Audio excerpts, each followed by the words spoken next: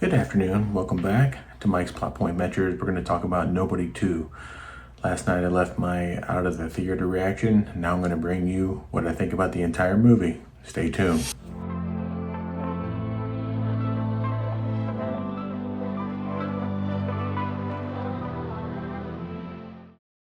Alright, the director of Nobody 2 is Timo Tangento. Can never get that name right. Our Bob Odenkirk is Hutch Manziel. Sharon Stone is Ladina. And then Connie Nielsen as Becky Mansell. So kind of going into the top of this, talking about Bob Odenkirk, I know him from Better Call Saul. Did a phenomenal job in Breaking Bad. It was really interesting to see him transition to this Hutch character where he is a pretty lethal assassin, if you will. Very good hand-to-hand combat. I just watched part one probably about a month ago. My friend was in from out of town. We watched a movie.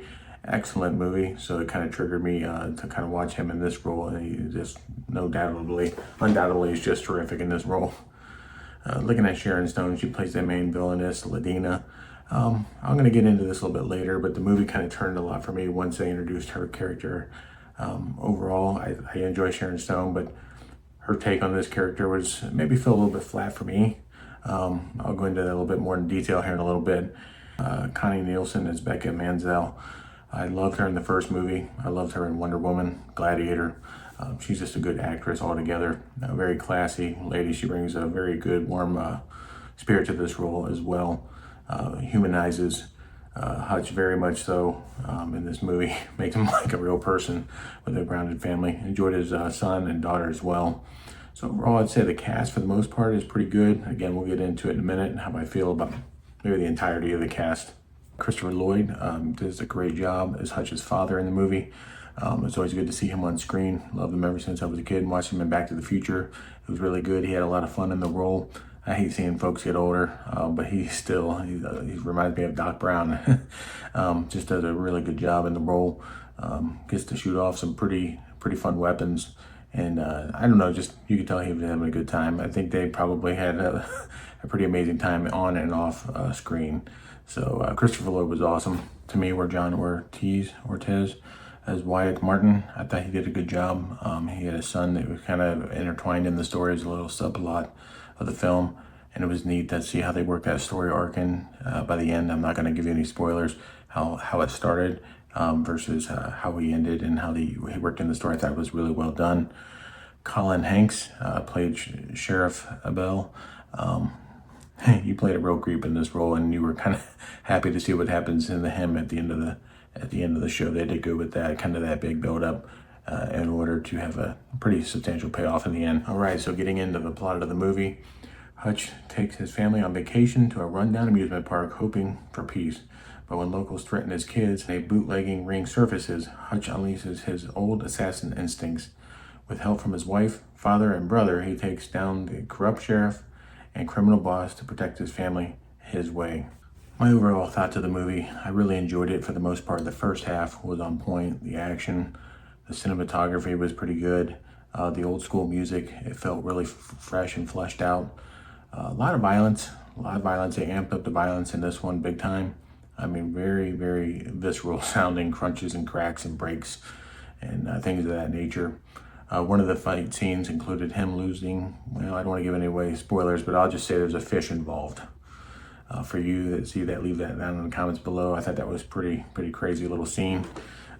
Using guns and knives for just kind of normal things in this movie. Hutch really leans into the brutality of using his environment, and they flesh that out. The sound design, like I said, you can hear every little crunch and crack and break that there was. They use surfboards, just different types of weapons that are just unorthodox, very John Wick 3, John Wick 4 style fighting. Pretty impressive. About halfway through the movie, it takes a little bit of a turn for me. They introduce Sharon Stone's character, Ladina. I just felt like they tried maybe a little bit too hard with her. I've seen her in many other movies, enjoyed a lot of her work, but this one, it just felt completely unhinged. And I'm sure that's the look they were going for. But it just felt way over the top, way too, I don't know, cussing just to cuss on top of cussing. I don't know, maybe just could have toned it down a little bit, made her more a little bit of a traditional big baddie. I thought I thought they could have just definitely went a different angle with her. The fighting was on top notch, but when they got into her, all of a sudden he couldn't do anything. I just thought it was interesting how they did that. And then when his wife kind of shows up at the end, there's some just suspension of the disbelief you have to really lean into. I would say in the end, just kind of final thoughts. I'd probably give this maybe a 6 out of 10. I think it was a lot of good entertainment. The theater that I went to, AMC Theater, the crowd was enjoying it. There was a lot of oohs and ahs, and when there was a lot of breaking and popping. Definitely got a crowd reaction, heard a lot of whispering.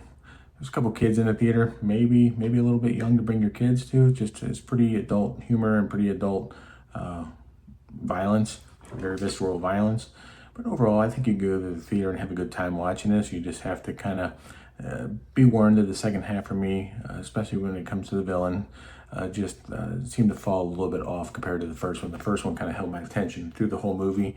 This one I was thinking, oh wow, this made a turn. It kind of had the Happy Gilmore 2 syndrome, where I love the first half of Happy Gilmore 2, and then the second half it just kind of lost its way for me, but still walked out of the theater having a good time, and I think you could check it out and just enjoy your time. Well, I hope you liked my review of Nobody 2. We are just at 30 subscribers now, so new channel getting off the ground, and I want to thank you and appreciate everybody who's supporting. Please like, share, and subscribe, and we'll see you on the next one.